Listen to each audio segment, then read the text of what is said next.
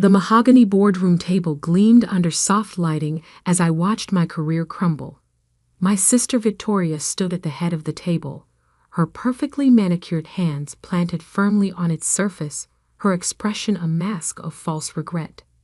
I'm Madeline Carter, and this was the day my sister decided to destroy me. As the new CEO of Carter Technologies, Victoria's voice carried across the stunned silence. My first action must be to address the inefficiencies in our leadership team. Her eyes locked onto mine, cold and calculating.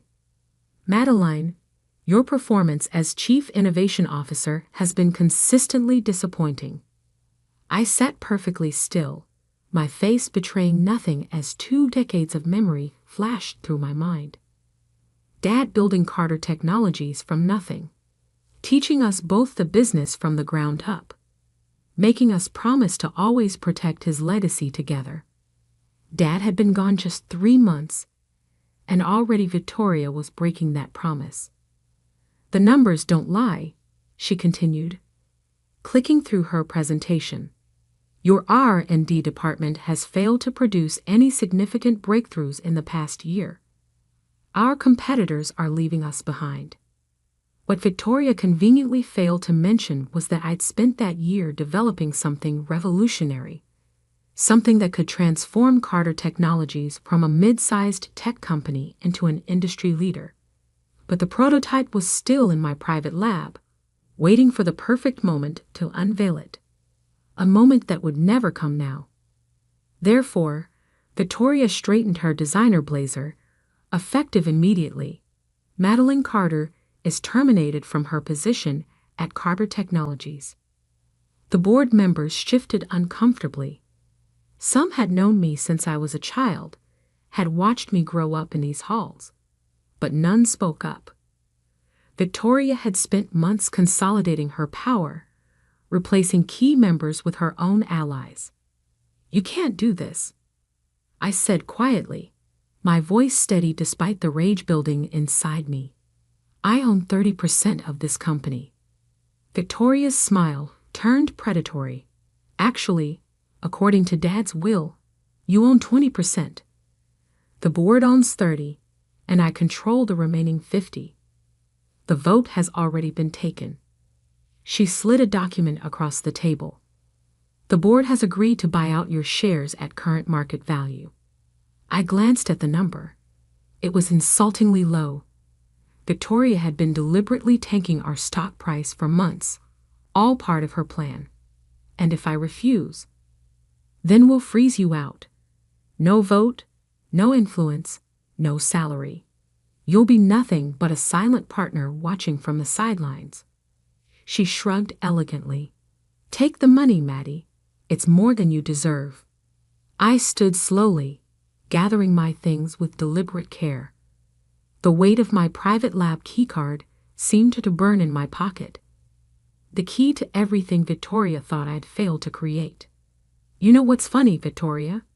I said, pausing at the door. Dad always said you were the smart one, the ruthless one, the one who would do anything to win. He was right, she smirked.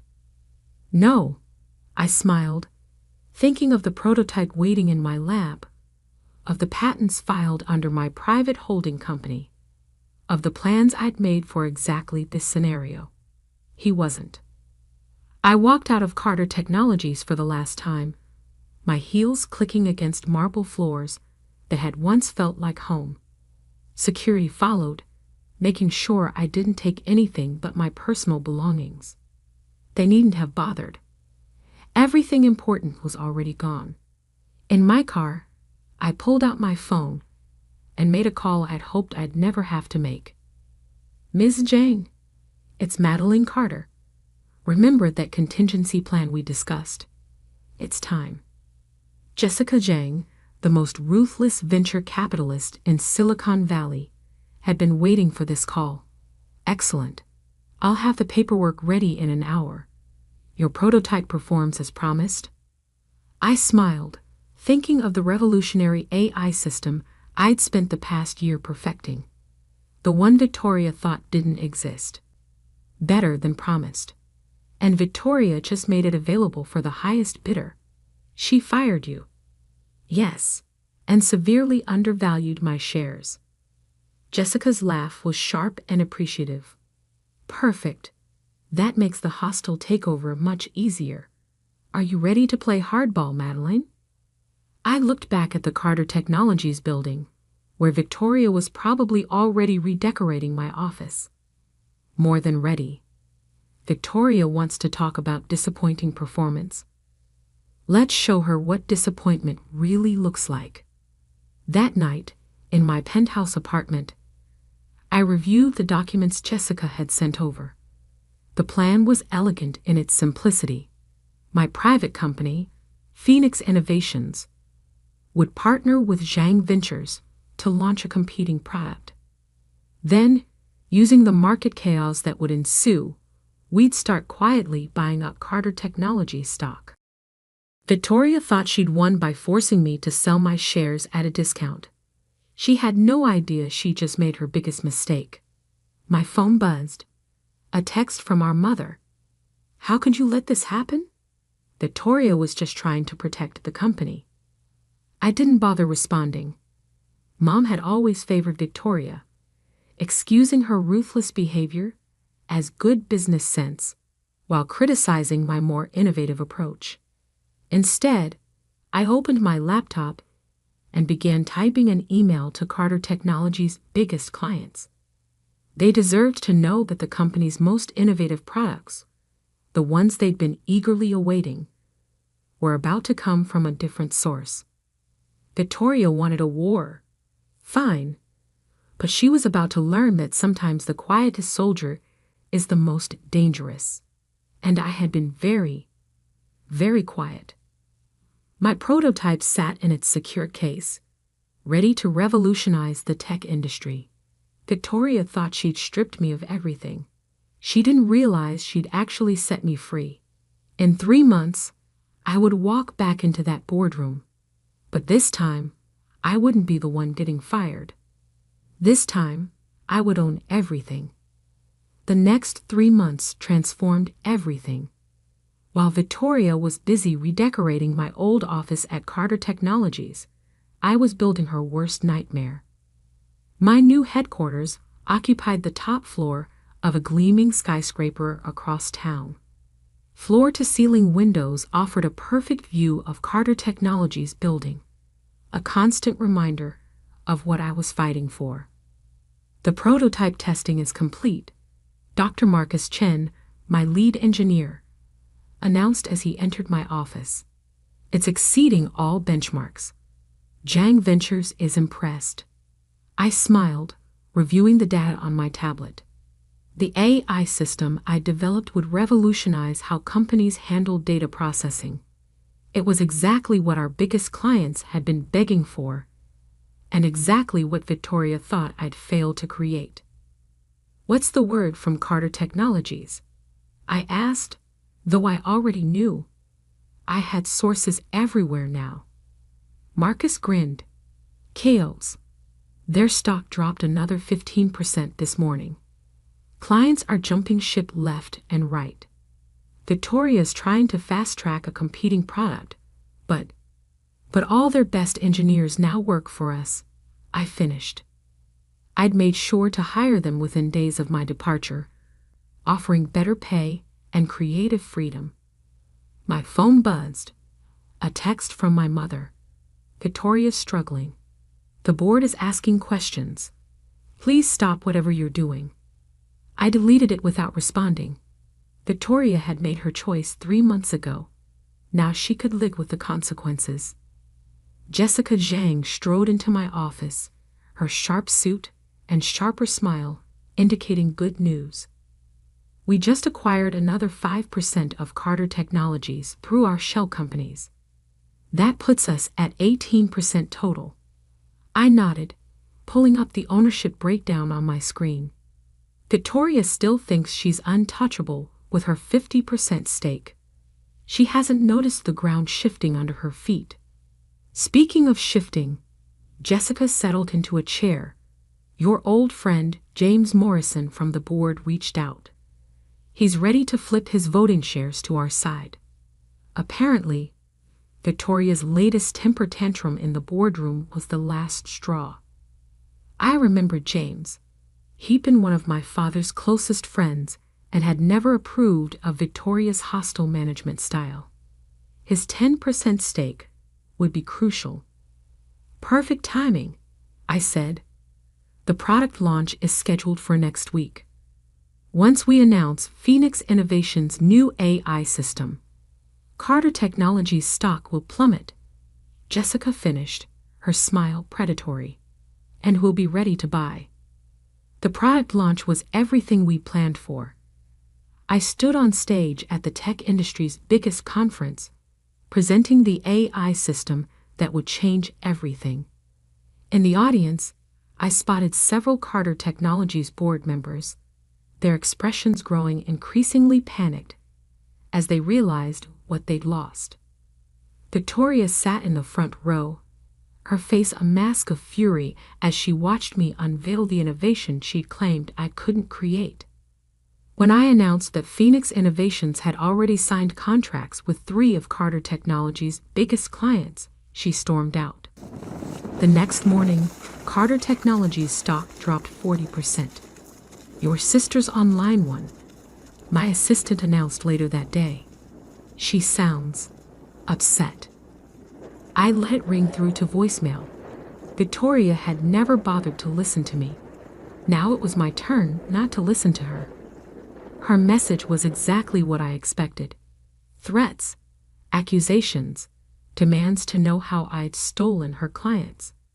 She still didn't understand that she'd driven them away herself, with her focus on short-term profits over innovation. The hostile takeover proceeded exactly as planned. As Carter Technologies' stock price fell, our shell companies kept buying. Board members, seeing the writing on the wall, began selling their shares, conveniently to buyers we controlled. Victoria fought back, of course. She tried to rush out competing products, but without the innovative talent she'd driven away, they were pale imitations. She attempted to sue me for patent infringement, but all my innovations were legally protected under Phoenix Innovations. She even tried to turn our parents against me. Not that she needed to. They'd always taken her side. But this time, it didn't matter. I wasn't the quiet, accommodating sister anymore. 2 weeks before the final board meeting, I received an unexpected visitor. James Morrison stood in my office, looking both impressed and slightly amused. Your father would be proud, he said, looking around at what I'd built. He always said you were the real innovator.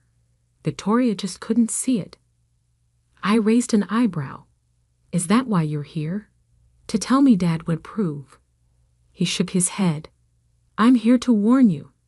Victoria knows she's losing control. She's planning something desperate for the board meeting. Let her try, I said calmly. Everything's already in motion. James studied me for a moment.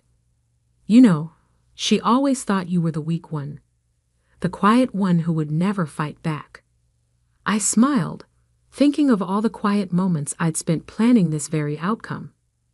That was her first mistake.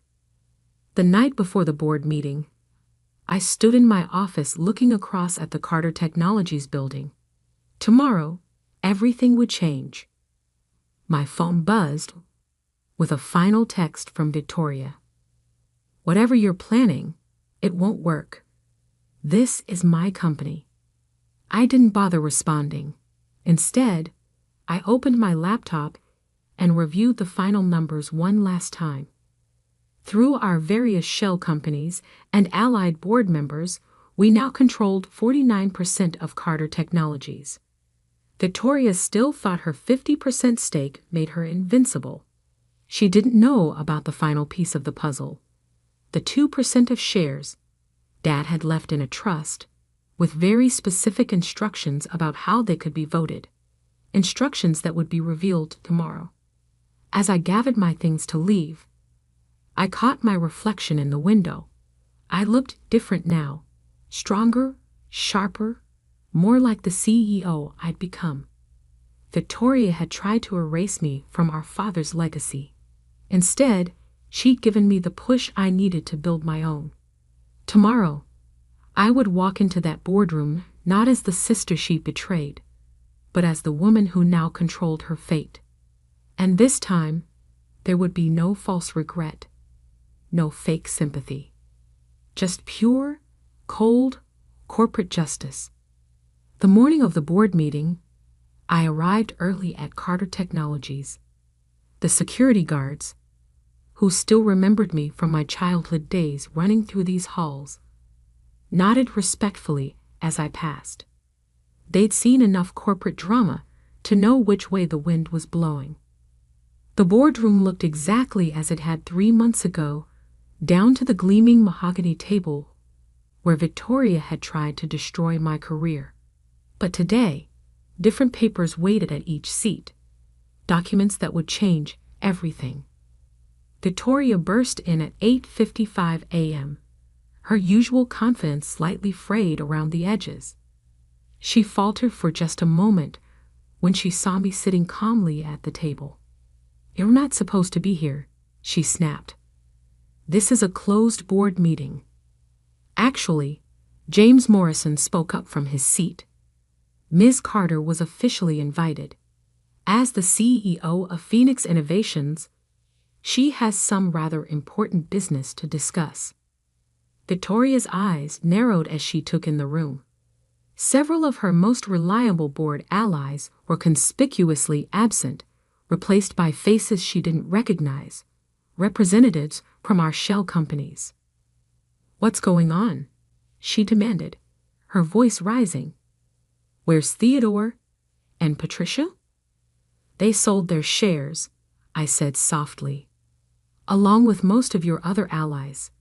Check your phone, Victoria." The SEC filings went public this morning. She grabbed her phone, her face paling as she scrolled through the notifications. This is impossible. I control 50%. 50% isn't enough when the rest of the board votes as a block. Jessica Zhang stood in the doorway, her presence making Victoria step back involuntarily. "And your leadership has been, shall we say, less than inspiring lately." Victoria spun to face me, realization dawning. You've been buying up shares through shell companies. That's why the stock price kept falling. You were manipulating the market." "No," I corrected her. "The stock price fell because you drove away our best talent, alienated our biggest clients, and failed to innovate. We just helped the market recognize your true value." "It doesn't matter," she said, but her voice wavered. "I still control 50%. You can't outvote me." About that, James pulled out a sealed envelope. "Your father left certain instructions with the trust that holds 2% of company shares. Instructions that could only be revealed under specific circumstances." Victoria sank into a chair as James began reading. "In the event that either of my daughters attempts to forcibly remove the other from the company, these shares are to be voted with the daughter who demonstrates true innovation and leadership. The trust has reviewed both sisters' actions," James continued. Victoria's hostile removal of Madeleine, followed by Madeleine's successful launch of groundbreaking technology through Phoenix Innovations, makes the decision clear. I stood slowly. The 2% votes with me, combined with the shares we've acquired and our allied board members, that gives us effective control of Carter Technologies. "No," Victoria whispered. "Dad wouldn't." "Dad knew exactly who you were," I said quietly. "He knew you'd try something like this eventually. That's why he left an insurance policy." "The first vote," Jessica announced, "is to remove Victoria Carter from her position as CEO, effective immediately." "You can't do this." Victoria shot to her feet. "This is my company." "Second vote," I continued as if she hadn't spoken, is to approve the merger between Carter Technologies and Phoenix Innovations, with Madeline Carter as CEO of the combined entity. All in favor? James asked. Hands rose around the table. Victoria watched helplessly as her empire crumbled. The votes are recorded, Jessica stated formally. Victoria, you'll need to clear out your office by the end of the day. And if I refuse, then I'll have security escort you out, I said calmly. Just like you did to me 3 months ago. She stared at me, tears of rage forming in her eyes. I'm your sister. You stopped being my sister the moment you chose power over family. I'd pressed the intercom. Security, please escort Ms. Carter to her office to collect her belongings. As Victoria was led away, our mother burst into the boardroom. What have you done? How could you do this to your sister? I met her gaze steadily. The same way you both did it to me. The difference is, I did it legally and ethically, and I did it better. Over the next year, the merged company flourished. My AI technology revolutionized the industry, just as I'd planned. Stock prices soared, clients returned, and innovation once again became our driving force. Victoria tried to fight back, of course. She attempted lawsuits, leaked stories to the press, even tried to start a competing company. But without Dad's name or money behind her, she discovered just how hard it was to succeed on merit alone. Our parents took her side, naturally. Holiday dinners became a thing of the past, but I didn't mind. I had built my own family now. A team of brilliant innovators who valued creation over destruction. 1 year to the day after the takeover, I sat in my office, the same office where Victoria had once reigned. A familiar figure appeared in my doorway. Miss Carter? My assistant looked uncertain. Your sister is here. Victoria stood behind him, looking different, humbler. The designer clothes and perfect makeup were gone, replaced by a simpler, more authentic version of my sister. Can we talk? She asked quietly. I studied her for a moment, then nodded. Close the door. She sat across from me, fidgeting with her purse. I've been doing a lot of thinking this past year. About Dad, about the company, about what you built while I was busy trying to tear you down. And you were right. About everything.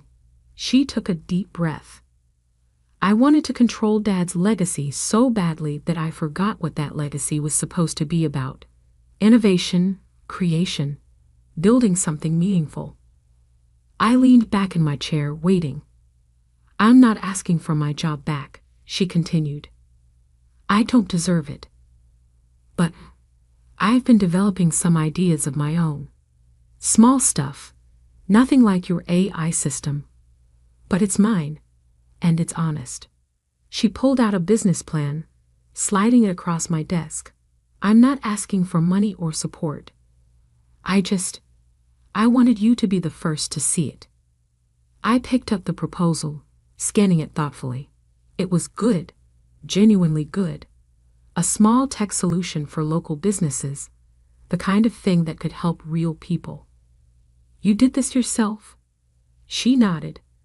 No shortcuts. No writing on Dad's name. Just me. Learning to code in my apartment, trying to build something real. I was quiet for a long moment, remembering all the times I'd wished for my sister to understand what real innovation meant. There's a small business incubator program starting next month, I said finally. Independent from Carter Technologies, but I mentor there sometimes. Submit your proposal. If it's accepted, you'll get seed funding and guidance. Really? Hope flickered in her eyes. On one condition. I held up a finger. You earn it. No special treatment. No family connections. Just your idea and your work ethic." She stood, straightening her shoulders. "That's all I'm asking for. A fair chance to prove myself." As she turned to leave, I called after her. "Victoria?" She paused at the door. "Dad would be proud. Not of what happened before, but of what you're trying to do now." A small smile curved her lips, not the predatory smirk I remembered, but something more genuine. "Thanks, Maddie. But I think he'd be prouder of you." After she left, I stood at my window, looking out at the city where both our dreams were taking shape. Victoria had needed to lose everything to learn what real success meant, and I had needed to lose my place in the family to find my true strength. Sometimes the best revenge isn't about destroying your enemy. It's about building something so magnificent that they're forced to change just to keep up. And sometimes, if you're lucky, that change creates something better than revenge. It creates understanding. As for me, I kept Dad's old nameplate on my desk, right next to my own. A reminder that legacies aren't inherited. They're built, one innovation at a time. And I was just getting started.